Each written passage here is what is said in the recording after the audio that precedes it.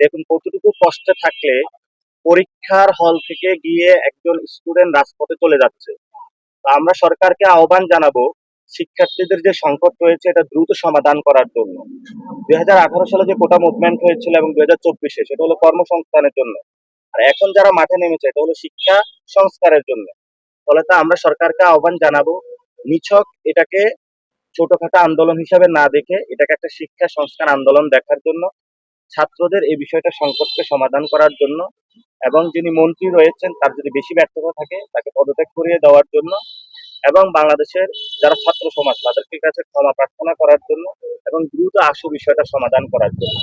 দ্বিতীয়ত যে বিষয়টা আমরা দেখেছি গতকাল অনেক শিক্ষার্থীদের লাঠি মারা হয়েছে, বুট দিয়ে হলো বাড়ানো হয়েছে। আমরা বলবো আর একটা শিক্ষার্থীর গায়ে যাতে হলো লাঠি না পড়ে, বুটের আঘাত না পড়ে, টিয়ার শেল না পড়ে। RICL TMX, যুগের পর যুগ স্থাপনা থাকে মজবুত। কাউকে যাতে গ্রেপ্তার না করা হয়, সবাইকে সুন্দরভাবে রাজপথ থেকে তাদের সাথে বসে সংলাপের মাধ্যমে এই বিষয়টা সমাধান করার জন্য সরকারের এখানে শিক্ষার্থীদের সাথে কোথাও যাতে গোয়ার্তুমি না করে, অহংকারী মনোভাব না করে, তাহলে এই শিক্ষার্থীদের হাত ধরে সরকার পতনের দিকে চলে যাবে।